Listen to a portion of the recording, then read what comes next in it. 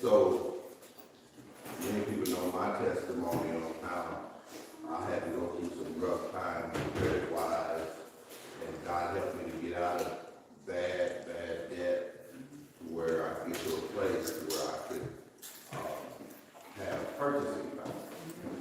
I could be able to get the things that I want, but it has also to do, you know, in the world we live in, you got to have good credit to get what you want.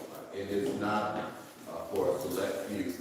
Everybody who will work on their credit and do the due diligence to make sure that they can put themselves in a position where the banks will be willing to take a chance on them, you know, credit or whatever the case may be. It's for everybody. So I've seen how important it was. And I talked to Sister Amanda about it, in particular because she works at a bank. She'll give a little bit of insight on, you know, her life and where she's at the bank. But I thought she had a great understanding of banking and finances and things that would really help us out. And so she has chosen what everybody has. I went through it, and I think she's going to go through it. It would be a great help to everybody. And so we don't think this is something that's not biblical.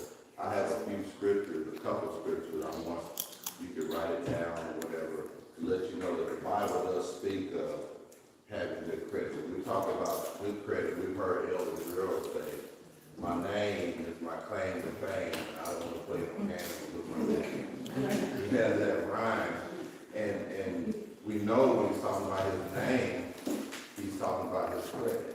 And so he really took having good credit very seriously, as Mother Linda knows. And I think it's my dad did the same thing. I think it's a really important matter. Many times we go through a lot of struggles, things we pray about, cry about, God help us. When God has given us the tools to help ourselves. A lot of things we wouldn't have to pray about, feel so down, rejected about if we would just do what we're supposed to do. And it's going to take discipline. That's one of the key words that you want to remember with any of the stuff that we talk about tonight. It's discipline. The first scripture I want to read from Proverbs chapter 22 and verse 1. Proverbs chapter 22 and verse 1. And it reads, A good name is rather to be chosen than great riches, and loving favor rather than silver and gold. Ecclesiastes 7:1 says, a good name is better than precious ointment, and the day of death than the day of one birth. So both of those scriptures start off the same, saying that a good name is better than. So you may have all the money and riches and gold, but the Bible said, we didn't say it. The Bible said a good name is better than. So this is Proverbs 22 and 1. It says a good name is rather to be chosen than great riches, love and favor rather than silver and gold. Ecclesiastes says a good name is better than precious oil. So we want to understand that we didn't just come up with this and say this is something we want for everybody. God wants that for each and every one of us. All of us know the scripture out of 1 John. I will that you would prosper and be in health, even as your soul prospers. That has all to do with us making sure our credit is right, our name is good. Okay, so with that being said, thank the Lord for Sister Amanda. She's going to take it. Give her a big hand.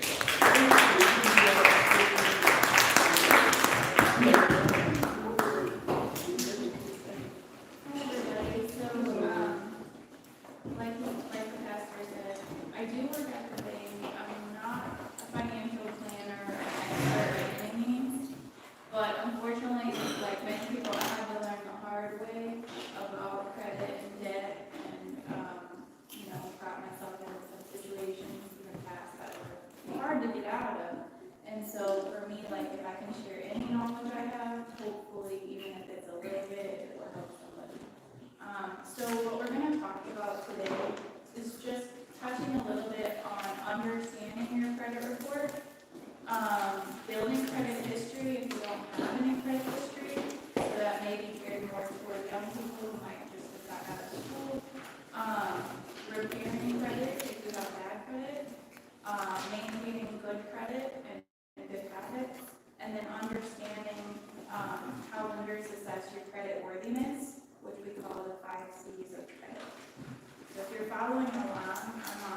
understand your credit report side.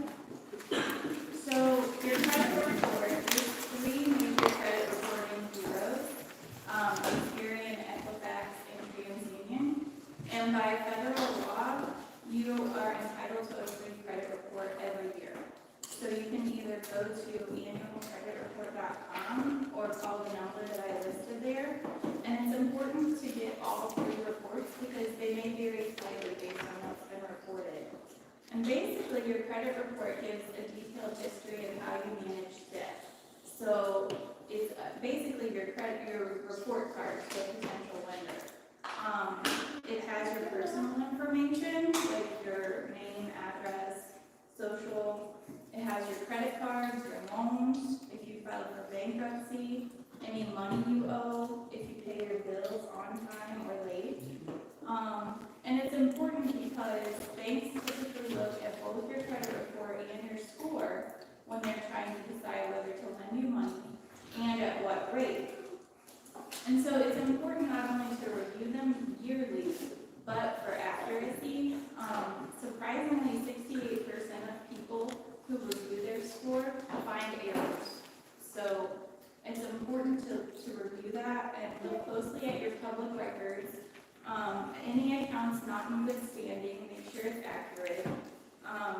Your credit cards, and then look for any unauthorized inquiries, because if there's something where it looks like you tried to open an account but you didn't do it, maybe someone tried to steal your identity or fraud. And it's just important because if there's an error that's easily rectified, that could substantially help your score if you can pay something off or get something fixed. And so each credit bureau, they should have detailed instructions on how to dispute something. There's a lot of companies out there that call themselves like credit repair companies, and I would stay away from them because they can't do anything that you can't do. Like, whatever they're promising to do for you, you can do for free. You can dispute it for free, and they're going to charge you money to do that, and it's going to take them more time than if you just did it yourself. There's really no easy fix for credit. It's just something that takes discipline and time. So we're on the building credit history side. Building credit history can be tricky. If you have no credit history, it can be difficult to get a loan, an apartment, credit card. So how do you show a history of responsible payment if you have no payment history? So I've outlined 4 things here that might be helpful. The first is to become an authorized user on an established person's credit card. So what that means is if I have a credit card that I've had for a while and it's in good standing, somebody could ask me to become an authorized user. What that doesn't mean is I don't have to give that person a card and they don't have to use it. It's just their name is on it. So anything that I have, any payment history I have would be attached to their credit file. So it helps them build credit without them having to actually use it. The key is you have to get someone to agree to put you as an authorized user. Similarly with a cosigner, you can have someone co-sign on a loan for you, but the problem with co-signing is that person is agreeing to pay it if you can't. And if you're late or you miss a payment, it affects their credit score. So getting people to co-sign for you can be very tricky. Even if it's a family member, it can still be very tricky. So the next 2 options might be a little more feasible. Getting a secured credit card. So what a secured credit card is it's not what we think of generally when we think of a credit card, an unsecured credit card, which just has a certain limit that you can hit. A secured credit card is basically backed by a cash deposit that you make up front. So let's say it has a $500 limit. You put that $500 in, and so basically you're using your money, your own money, to help build credit. Until you would qualify for an unsecured credit card. I did list a few that I'm going to write down. I don't personally know much about them, but they're worth looking into if people want to. So I'm gonna write a few of them down on the whiteboard. Just in case anyone does want to look at that option. Discover it secured credit card and Capital One. Big Silver. Like I said, I don't know anything beyond just knowing that they are secured credit cards, but it gives a starting point if anyone wants to research them. And then the other option would be to get a credit builder loan. So what that is it's basically like a forced savings program. So traditionally, if I would go get a loan at the bank, right, I would fill out whatever I needed to, and they would give me that money, and then I would pay monthly. Well, with the credit builder loan, what happens is it's generally anywhere from $300 to $1,000 that you would borrow. And so, let's say I borrow $1,000 with a credit builder loan. What happens is they hold that $1,000 until I've made all my payments. It basically makes it less risky for the bank, but it helps you to build your credit. So what would happen is they would hold that $1,000. I would make the payments until I paid up to that $1,000. Then they would release it to me, and I would basically have $1,000 to either save or put toward debt. So basically, you're using your own money again to build credit. So I found a few online that if anyone wants to look up, they can. One is called C5, and one is called Self, and Kickoff is the other one. And typically it is more community banks and credit unions that offer it.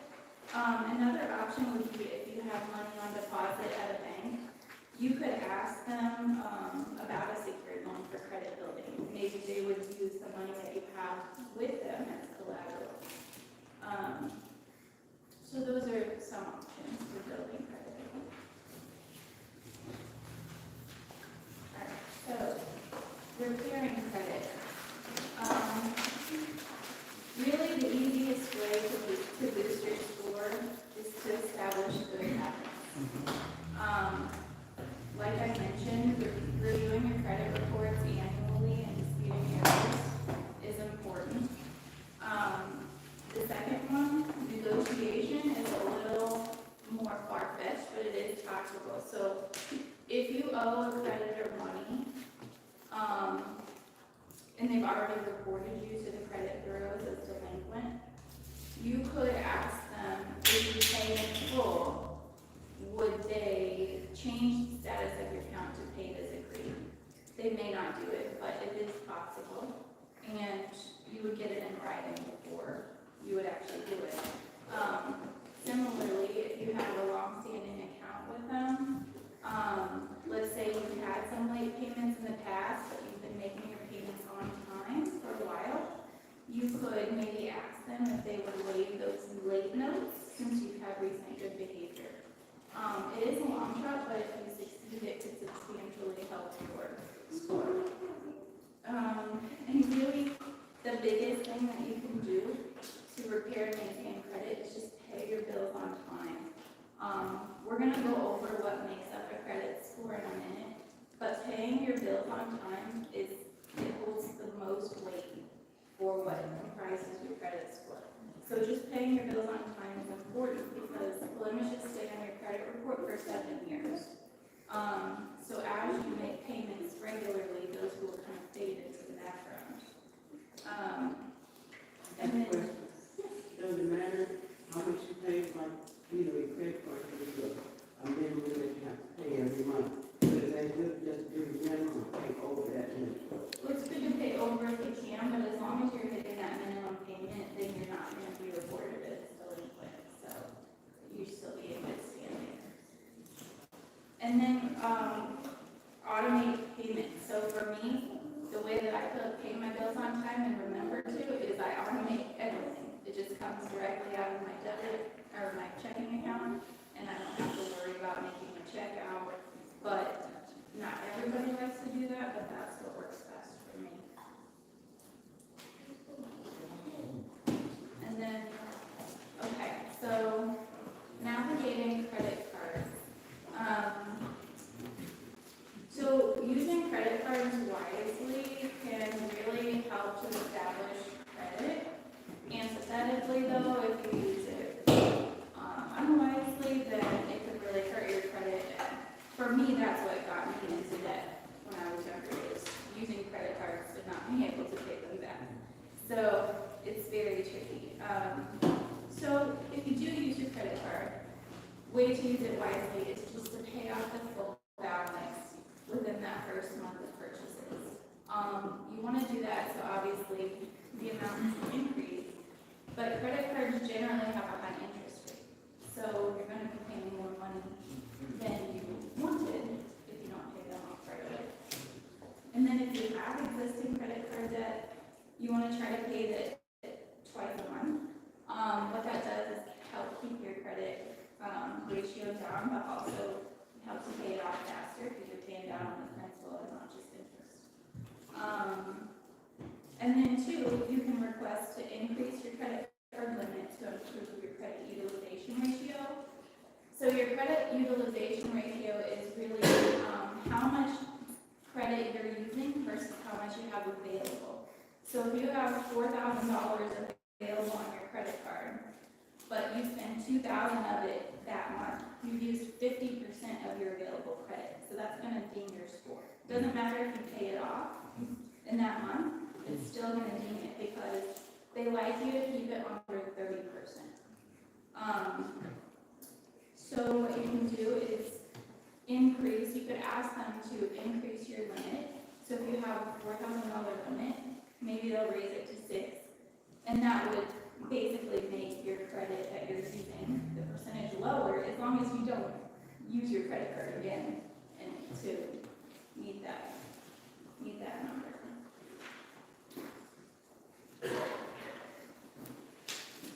Okay.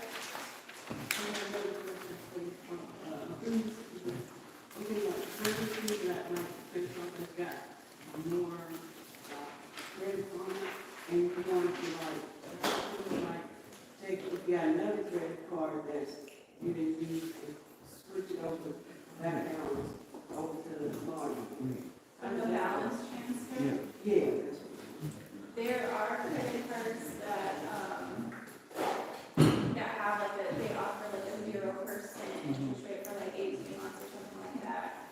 So that means you have to pay it off within a certain amount of time. Yeah, so as long as you would pay it off within that 18 months, then you wouldn't be charged interest. But if, then you would still be in the same situation with interest. But sometimes it can really help to start to pay out, for that payment. So that is an option. All right, so maintaining a good credit score. So FICO scores, FICO is just the company that invented the credit score model. I put a chart there where you can see basically credit scores go from 300 to 850. And you can see on the chart which category each range falls under.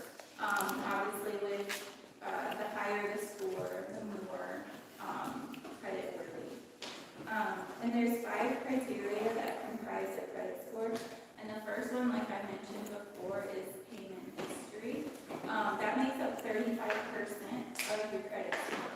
So if you're paying your bills on time, that's the most important thing that you can do to raise your credit score.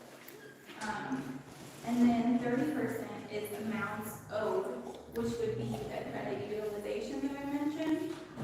So as long as you're keeping your debt under 30%, then that would help your credit score.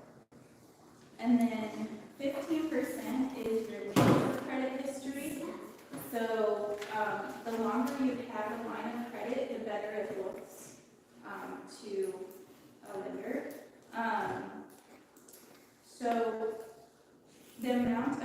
credit is 10%, as well as the types of credit is 10%. So every time you apply for new credit, that inquiry becomes a part of your credit report. If you apply for too many lines of credit in a short amount of time, that could lower your score. And then they like to see different types of credit. So what I mean by that is maybe credit, not just credit cards, maybe mortgages, car loans. They like to see a well-mixed credit. Okay, so maintaining credit, the best thing to do is chip away at debt, which I'm going to talk about in a second. Be strategic about opening and closing accounts. So like I said, the length of accounts matters. Why I say closing accounts is because, let's say I have a credit card that I've been open for 10 years and I don't use it. Well, I don't want to close that because let's say I have a $10,000 limit. Well, if I close that account, then that available $10,000 is gone, and so whatever credit utilization I have, that percentage has raised because my available credit has went down, if that makes sense. Okay, so get in front of bills, loans, and debt. So really, the best thing to do when trying to maintain credit is just track your expenses. You have to kind of know what's coming in and what's going out, instead of budget. There's lots of free budget apps or expense apps out there. I've used Mint, M-I-N-T, which I liked because it kind of categorized and it kind of linked to different accounts. But also you can just take a notebook and just write out like what you're bringing in, how much money you're bringing in, all your bills, and you could do it that way too. You don't have to do it electronically.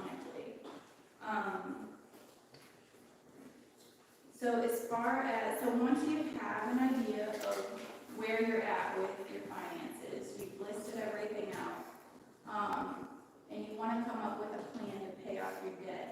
There's two really popular methods of doing that, and one is called the avalanche method, and one is called the snowball method.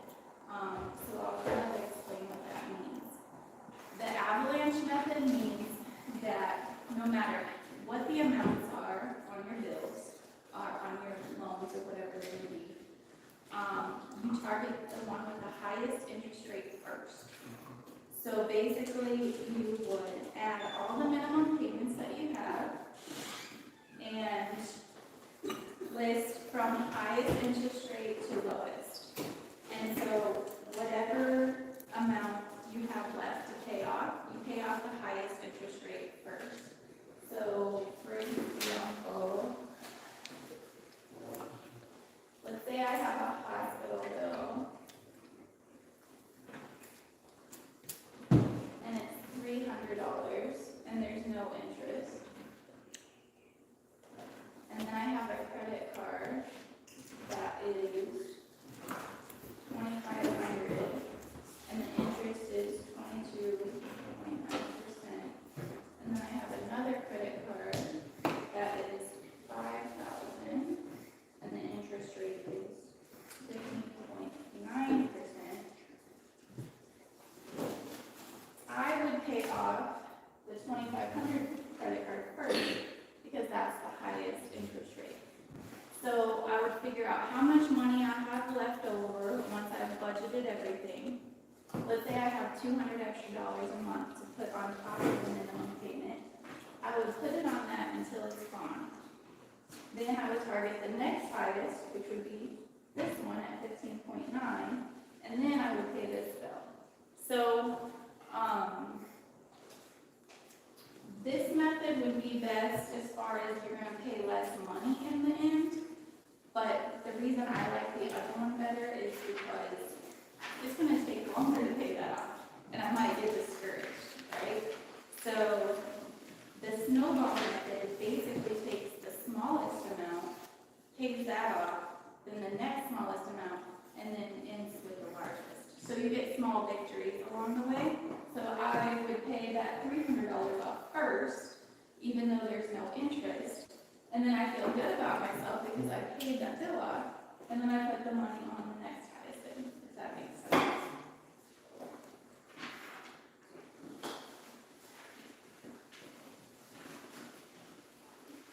Alright. So understanding what lenders are looking at whenever they are assessing whether to lend you money. So the first one is character.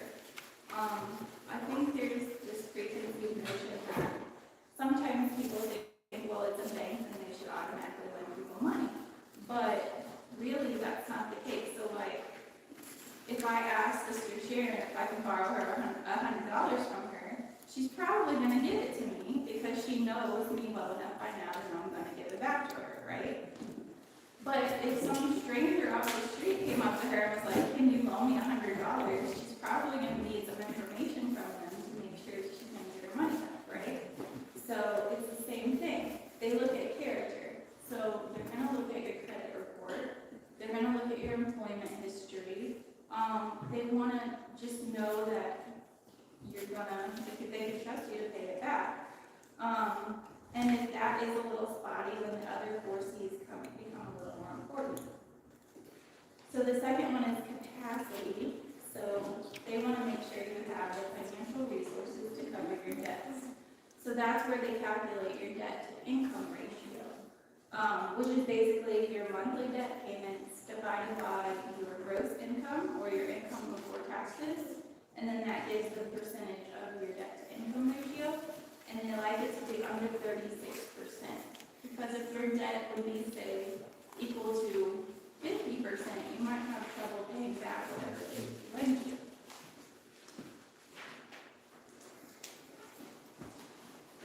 All right, and so the third one is capital. So they're going to look at the value of the assets you own. So if you own your home, any savings or retirement or investments, your car. Basically, they want to know that you have backup resources, so if you were to lose your job or something happened, you'd be able to raise funds and pay it back. And then similarly for collateral, some loans might ask for collateral, so like if you've got a home equity loan, you might have to use your home as collateral. And you're essentially assuring the lender that if you don't pay the loan, they can sell that asset to get the money back. And then the last one is conditions, which is really outside of your personal situation. So economic conditions, the investment environment, market conditions, that's also something that they're considering. And that's all there.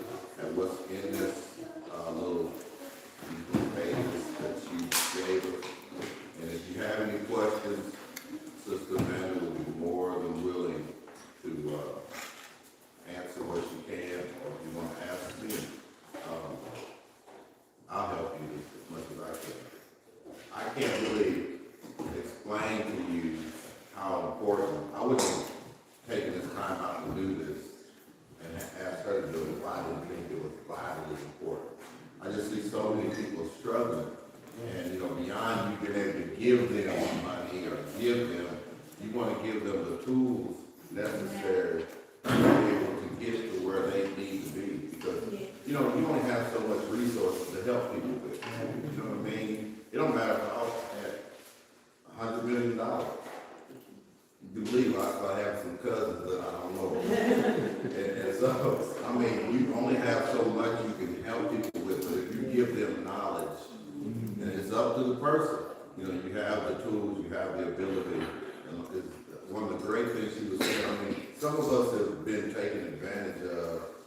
You know, when you get in debt, you almost get anxiety, and you get, well, how am I going to get out of this? So you call these credit counselors, and then they want to charge you a certain amount, but they never told us, you can do this yourself, and you can. And so if we're serious about getting good credit, establishing a good name, it doesn't take much time to at least call for the Experience, TransUnion, and Equifax. Call those people and get your free credit report. Go over your credit report and find out, listen, find out if there's somebody that might have your name. There might be another Mother Nancy around here. There might be. Hey, unless you look at the credit report, you really don't. You know, it's good to look at and check it out. Somebody told me the other day, same thing with your bank account. You never know how many accounts that you thought you closed that really didn't get closed. And they can be taking money out of your account every month. But because you didn't check it, you don't know. And so it's good to go over this credit report bank account. And so with establishing good habits, I want to move to the next session of what we want to talk about today. One of the ways to establish good habits is to be disciplined. And one of the ways we can be disciplined is through fasting. Everybody say fast. Fasting. I know people, that's almost a curse word in the day and time. But we all know that once you not just fast every now and again, but you live a life of fasting often, it helps you to establish the discipline and the good habits that you need in order to move into what you want to move into. So with that being said, we're going to ask Sister Rosita to come up. She asked me if she could teach on the Daniel fast, and I said, praise be unto the name of the Lord.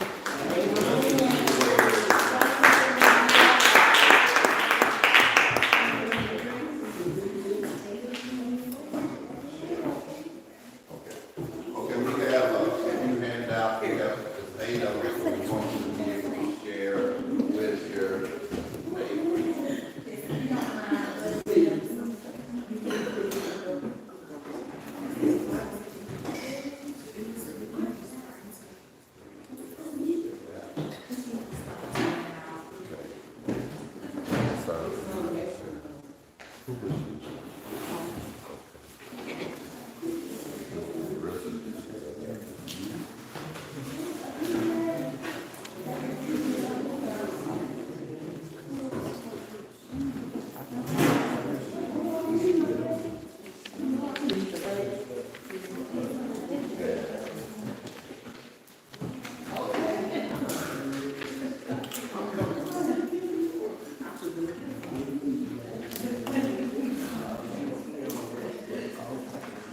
Anyone else need one?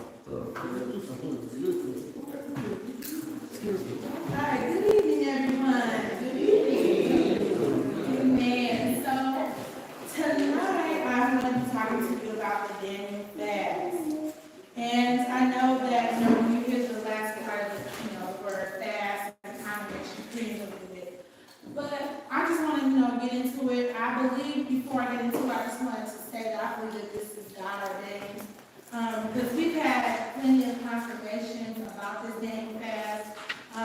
One, I was at my doctor's, and he actually, before I ended my visit with him, he said, hold on 1 minute, and ran out of the room, came back with this book about the Daniel fast, and he began to tell me, that it's not just about a diet, but it's also, it has spiritual implications, and maybe you can have a closer relationship with God. I'm saying, like, okay, my God.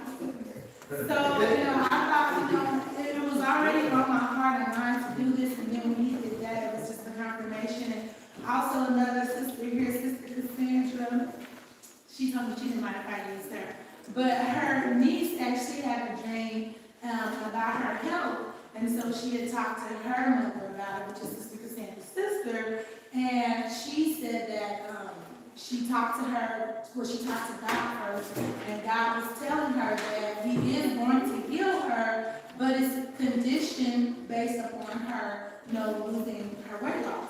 And I told her, I said, my doctor told me the same thing about my condition. It is dependent upon me, losing weight. So if I were to lose weight, then, my condition, would possibly heal itself, and I wouldn't have to have surgery.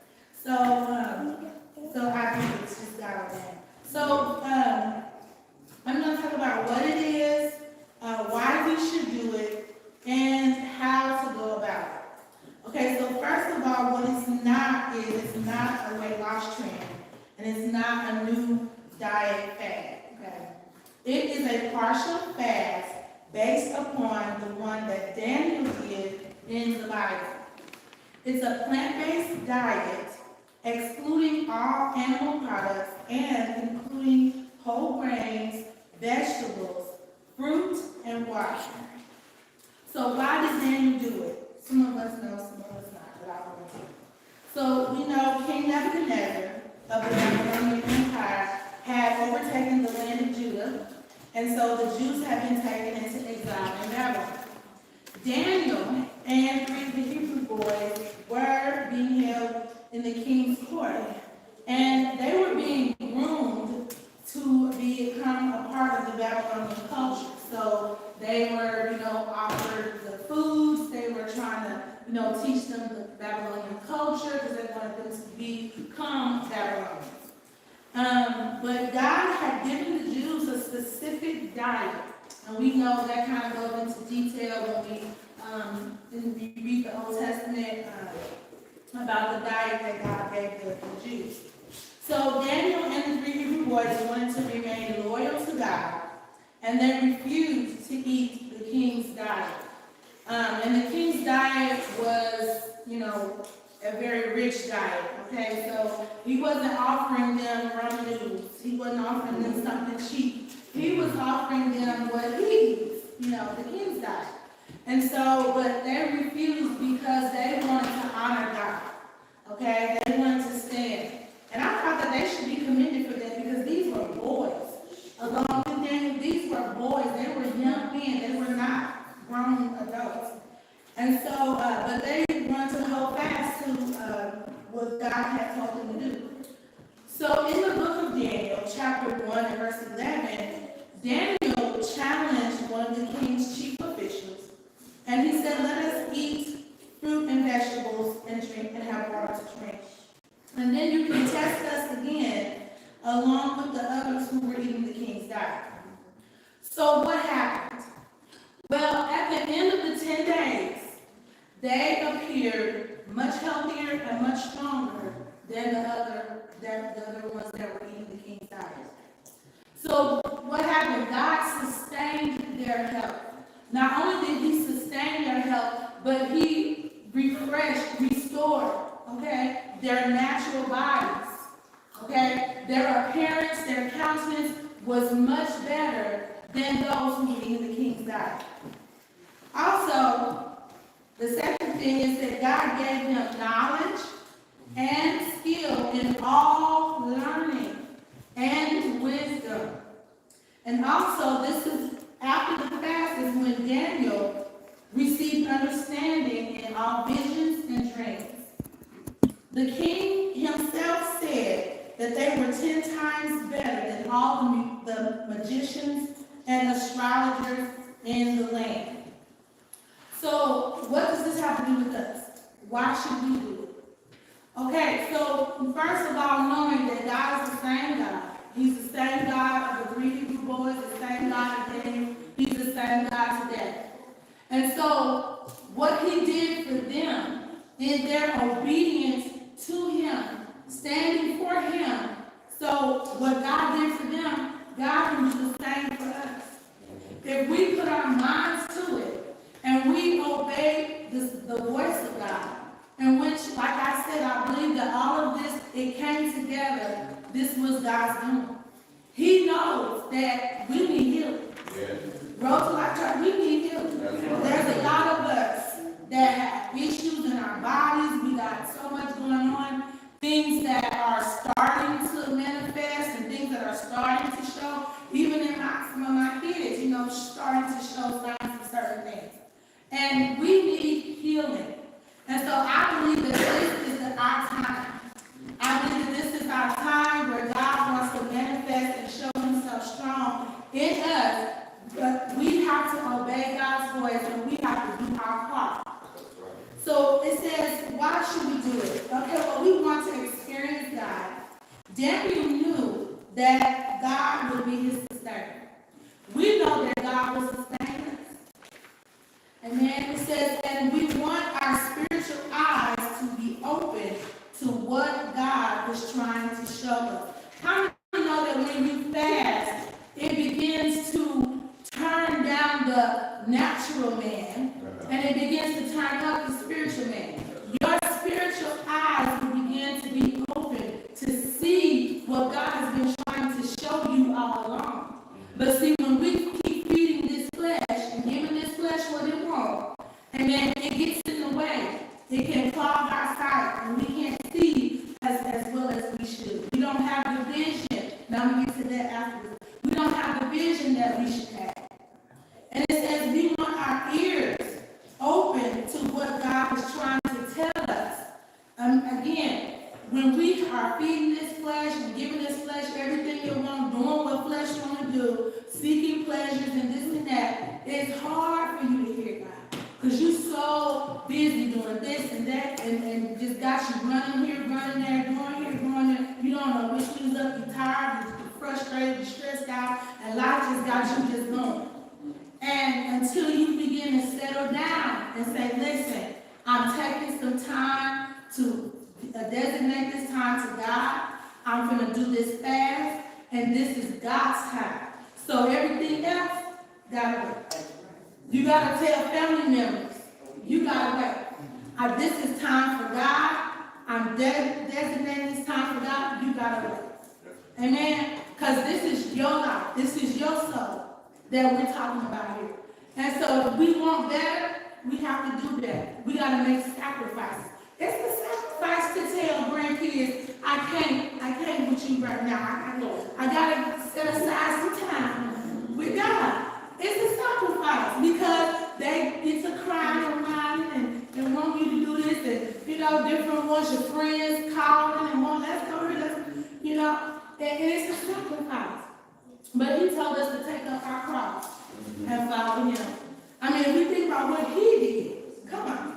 What he did on the cross compared to what he asked us to do, that's not much in comparison. That's not much. And so that's the least we can do. That's the least we can do. It says that also we want to take a spiritual step of obedience to where God is trying to take us. This is why we should do it. And now how do we go about it? Well, preparing your mind and your body. Okay? So beginning to meditate upon the Lord a little bit more. Begin to start setting some time aside a little bit more throughout your day. I don't ask anyone to do something, drastic, okay? If it's nothing but 5 minutes, if it's 10 minutes, you saying, I'm going to sit down for 5 minutes, for 10 minutes, I'm going to meditate on the Lord. I'm giving this to you, God. I'm turning my phone, I'm not getting on Facebook, I'm not talking to nobody. This is just me and you time. Just 5-10 minutes out of the day. If you do that every day, it will make a big difference in your life. And I know because whenever we would do the fast here at the church, and we were just doing 3 days, and we had to get our Facebook and YouTube and all that stuff, I'm going to tell you, it began to do something for me. And that was just 3 days. Just getting off of it. Getting off of Facebook. Getting off of social media. I mean, because you don't realize how much it can really clog you up spiritually. But I mean, just getting off of there, just for those 3 days, it really began to make a difference. And I really began to, you know, the gift, and that is how you stir up the gift within you. That's how you stir it up. Amen. Getting away from this world, pushing the play back, you know, and that's what it's going to take. So preparing your mind and body by, you know, meditating upon the Lord more, clearing your schedule. Like I said, I'm going to give you the dates that we're going to start this, but try to clear your schedule and say, I'm not going to rip and run and go as much during this time. I'm going to try to settle myself and dedicate my mind to this fast. Okay? Also, and clearing your fridge.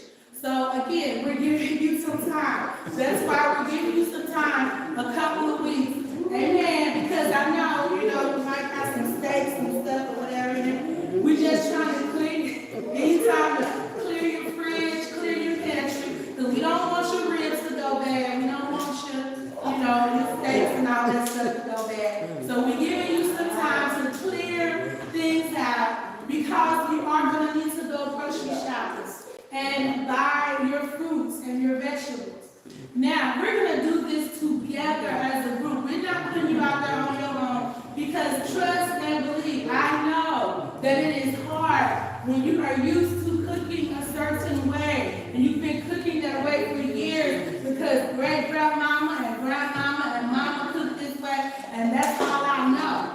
So we're going to do this together. We're going to meal prep together. We're going to meal plan together. So you don't have to try to do it by yourself. We're going to get recipes and we're going to share recipes. So we're going to do this together. And so I think it'll be fun because if we start doing, you know, meal prep together, then we can be like, girl, did you eat that oatmeal today? You know, we can just talk about our experience, you know, what you have to learn, you know. Because it's better together. You have the support of your brothers and sisters doing it together. So we're going to do this together. We ain't out here by ourselves. Okay, so you're stocking up your pantry. And then you're going over, I think the kitchen equipment is in the handout I gave you. Kitchen equipment, I think most of us pretty much got things like blenders or food processors, things of that nature. We pretty much got that, like things to chop vegetables with. I think most of us pretty much got things like that in our kitchen. Because in the handout, it talks about how to cook your food, so like roasting and sauteing and things of that nature.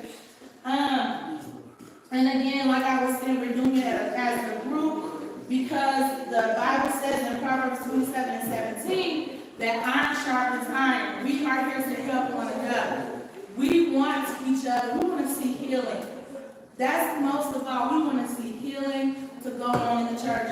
And we have also a daily devotional. So we'll be doing a daily devotional, and we'll be discussing the daily devotional every day. So it's for 10 days, and I will be speaking again on this and getting more in depth into it. Like I said, actually doing the meal prep and the meal plan on the 26th. So it's a Thursday, not this coming Thursday, but next Thursday, the 26th. I will be talking about it again. So like I said, I'm giving you time up until the 26th, and we're going to discuss it. And then we will be starting it the date that we'll be starting. I think it's the 20th. Yeah, the 26th.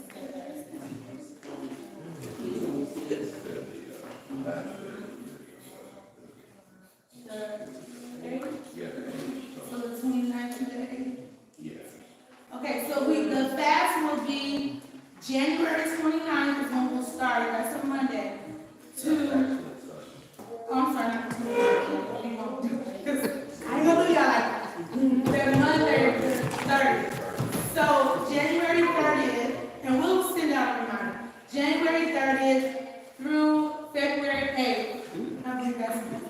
So we're gonna start it on the 30th to February 8th. And so, as far as the whiteboards or the vision boards is concerned, we will be doing that as well on that day. I'll actually have the boards and all that stuff available for you. Again, that's not just an art project. I would like for us to actually put some thought into our vision boards. Vision boards is something that we can see, okay? It's something that you can look at every day. You hang it up in your home somewhere, and you can look at your goals, okay, and ambitions or prayer requests or things that you want God to do for you, changes that you want made in your life. That's what that's about. So if you can, be thinking about that, maybe even write down what some of your goals are. So when we come back together on the 26th, you'll already have it all written out, and we can just, do our vision boards together. Okay, so we're going to be doing vision boards and meal prepping and meal planning on the 26th. All right. So if you all don't have any other questions for me at this time, I will turn it over to our man of God. And thank you for your attention.